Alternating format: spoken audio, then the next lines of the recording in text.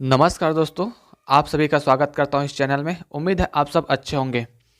दोस्तों, 6000 पदों पर छत्तीसगढ़ में नई पुलिस भर्ती स्टार्ट हो गया है। 1 तारीख को जो है नया भर्ती का जो फॉर्म डालना स्टार्ट हो गया है।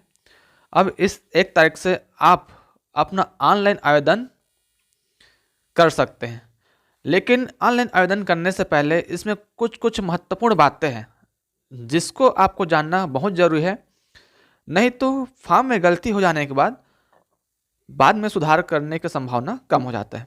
तो हम उस गलती को न करें, इसके लिए हमें क्या क्या सावधानी बरतना चाहिए, इन सब के बारे में आपको जानकारी देने आया हूँ। तो ये सारे वीडियो को पूरा अंत तक देखें और साथ में इससे रिलेटेड, पुलिस भर्ती से रिलेटेड, चाहे वो 2018 में भर्ती हो या हो, फिजिकल से रिलेटेड, सिलेबस से रिलेटेड, मैं सारे चीज़ इस चैनल के माध्यम से आपको प्रोवाइड कराऊंगा। मेरा एक ही लक्ष्य है कि हर वो गरीब परिवार के बच्चे जो शहरी क्षेत्र से दूर हो, जिसके पास तक संसाधन नहीं पहुंच पाता हूं, मैं उन लोगों तक सारे जानकारी पहुंचाने की कोशिश करूंगा। साथ ही आने वाले समय में सिलेबस से संबंधित जो सारे सब्जेक्ट हैं, कहाँ कहाँ से क्वेश्चन आया था 2018 में, एसआई भर्ती में कहाँ से क्वेश्चन आया था, इससे रिलेटेड भी मैं आपको जानकारी दूंगा।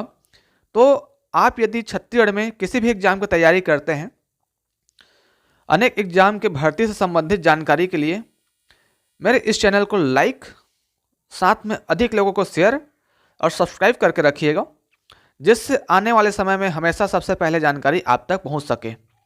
तो आइए फिर हम शुरू करते हैं कि ऑनलाइन फॉर्म भर रहे उससे पहले क्या क्या सावधानी हमको बरतना चाहिए, इसके बारे में हम देखते हैं। देखिए, कई सारे लोगों का डाउट था कि सर क्या मैं एक साथ 2 से 3 जिलों में भी फॉर्म भर सकता हूँ क्या? तो जी हाँ, बिल्कुल आप भर सकते हैं। मैं इसके बारे में पूरा एक अलग से वीडियो बनाऊंगा, ठीक है, उसको आप देख लीजिएगा। सबसे पहले मैं आपको बता दूं कि आप कहीं से भी फॉर्म डालें, चाहे अपने मोबाइल से फॉर्म डालें, चाहे कंप्यूटर से फॉर्म डालें, या फिर आप चॉइस सेंटर में जाकर के फॉर्म डलवा सकते हैं। तो सबसे पहले आपको जहाँ से यदि आप अपने मोबाइल से फॉर्म डालेंगे, तो ये जो वेबसाइट है उसके ऑफिशियल वेबसाइट में जाकर के फॉर्म डालिएगा, क्योंकि ऐसे बहुत सारे सेकेंडरी लिंक दिया जाता है गूगल में, वेबसाइट में, जहाँ पर जाकर के कई लोग अपने सारे जानकारी फिलअप कर देते हैं। तो इससे बचना है और ऑफिशियल वेबसाइट में जाकर के यहाँ से आप अपना फॉर्म को फिलअप करेंगे।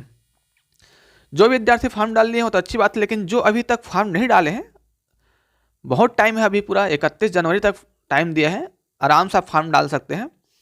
उन लोगों के लिए क्या करना है, ऑफिशियल वेबसाइट में जैसे ही जाएंगे तो आप यहाँ पर देखें कॉन्टैक्ट करने के लिए, यदि आपको कुछ दिक्कत जाता है तो आप यहाँ पर कॉन्टैक्ट कर सकते हैं। और अब मैं पहली बार आया हूँ तो यहाँ पर देखिए पेज में नई रजिस्ट्रेशन के लिए आपको दिया जा रहा है। तो आपको नई रजिस्ट्रेशन करने, आपको यहाँ पे क्लिक करना है और इसका यूजर मैनुअल डाउनलोड करने के लिए यहाँ पे क्लिक करना है, और उसके विज्ञापन के बारे में सारी जानकारी प्राप्त करने के लिए आपको यहाँ पे क्लिक करना है। तो जैसे ही आप रजिस्ट्रेशन में क्लिक करेंगे तो आपको क्या मांगा जाएगा, आपको मांगा जाएगा मोबाइल नंबर और आपका जो फर्स्ट नेम, मिडिल नेम और लास्ट नेम। देखिए, ये जो नेम है 10वीं में, 12वीं में और जो आधार कार्ड में है, इसको सेम रखना चाहिए दोस्त, क्योंकि ये सारे चीज़ जो है यदि नहीं होगा सेम, यदि आधार कार्ड में चेंज आ रहा होगा तो आप 10वीं 12वीं के अनुसार से आप चेंज करवा सकते हैं, क्योंकि ये सब डॉक्यूमेंट वेरिफिकेशन के टाइम में थोड़ा दिक्कत आता है ना। खैर, यदि आप सुधरवाना चाहते हैं अभी सुधरवा सकते हैं, नहीं तो आपको उस टाइम पे क्या करना पड़ेगा, एफिडेविट बनवाना पड़ेगा, ठीक है। तो ये सारी चीज़ डाल के क्या करना है, आपको गेट ओटीपी पे क्लिक करना है। जैसे ही आप गेट ओटीपी पे क्लिक करेंगे तो आपको ओटीपी प्राप्त होगा। इस ओटीपी प्राप्त करने के बाद आपको ये सबमिट में क्लिक करेंगे। जैसे ही आप सबमिट में क्लिक करेंगे उसके बाद आपका जो है क्या होगा, आपको एक पासवर्ड बनाने के लिए दिया जाएगा, और ये पासवर्ड बनाने के बाद यहाँ पर जो भी आप पासवर्ड डालेंगे आप रख सकते हैं, थोड़ा डिफरेंट पासवर्ड होना चाहिए। उसके बाद यहाँ पर से आपको कन्फर्म सेम पासवर्ड यहाँ पर भी आपको डालना है।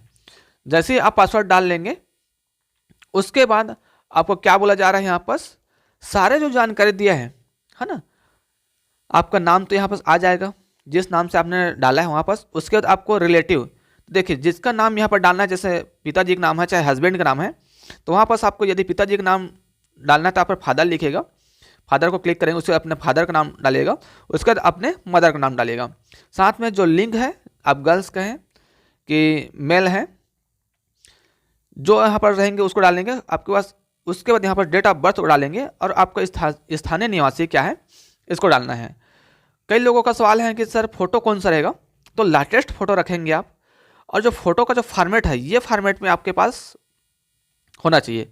पहले फोटो रहेगा, उसके बाद आपका सिग्नेचर रहेगा, सिग्नेचर के जस्ट नीचे देखिए खंड खंड में होना चाहिए, है ना, बॉक्स बॉक्स में होना चाहिए, आपका नाम रहेगा।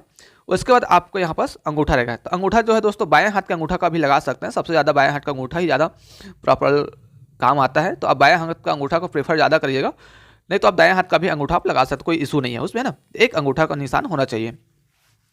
इसका साइज जो है यहाँ पर दे सकते हैं, ये जो साइज में आपके पास होना चाहिए, लंबाई चौड़ाई आप देखिए यहाँ पास, उसको स्कैन करवा करके कम से कम में आपके पास न्यूनतम जो है 50 के भी होना चाहिए और अधिकतम जो है 200 के भी के मध्य होना चाहिए।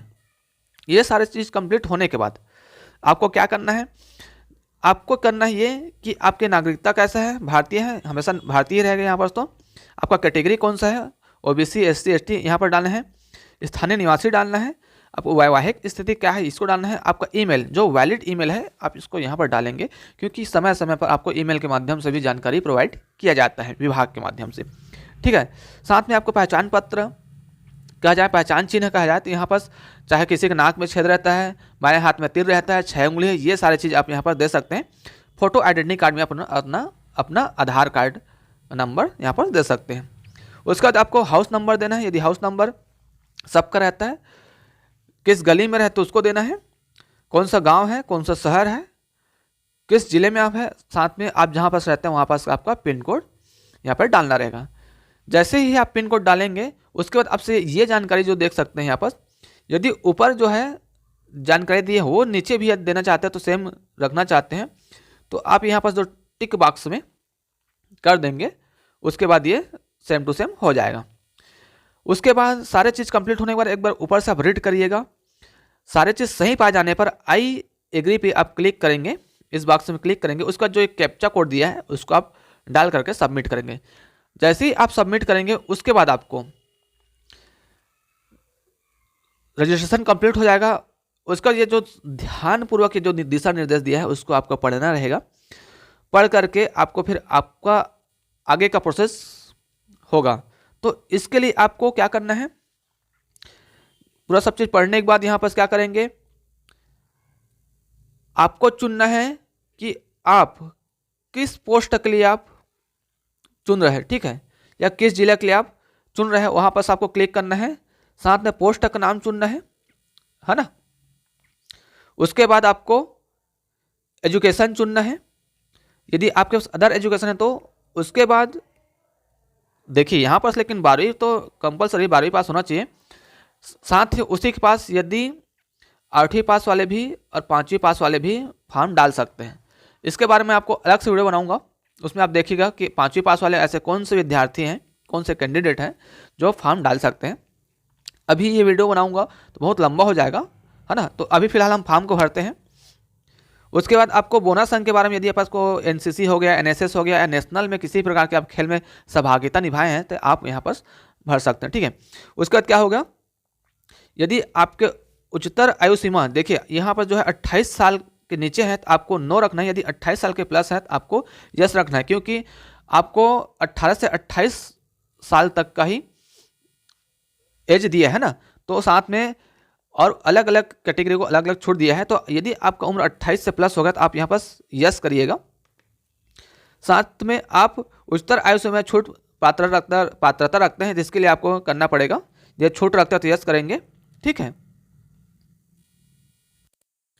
उसके बाद क्या आप भूतपूर्व सैनिक हैं, यदि भूतपूर्व सैनिक आप यहाँ पर क्लिक करेगा, ठीक है। तो जो सारे चीज़ एकदम सामान्य जानकारी है उसको आपको देना है।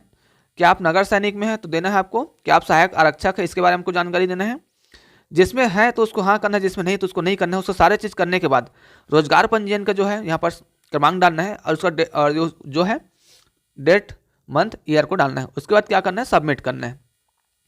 सबमिट हो जाने के बाद आपका जो फॉर्म है इस प्रकार से शो होगा। वैसे ही आपको पूरा सब चीज़ चेक कर लेना है। चेक करने के बाद सब चीज़ सही पाए जाने पर, है ना, आपको घोषणा पत्र दिया है, यहाँ पास वो आई एग्री पे क्लिक करके कैप्चा कोड को डालने के बाद सबमिट में क्लिक करना है। आप सबमिट में क्लिक करेंगे, है ना, उसके बाद आपको जो है इस प्रकार का एक क्या है नोटिस आएगा। इसको आपको ध्यान से पढ़ लेना है ना। आपको देखिए यहाँ पर जो दिया है सारी चीज़ को पढ़ लेना है।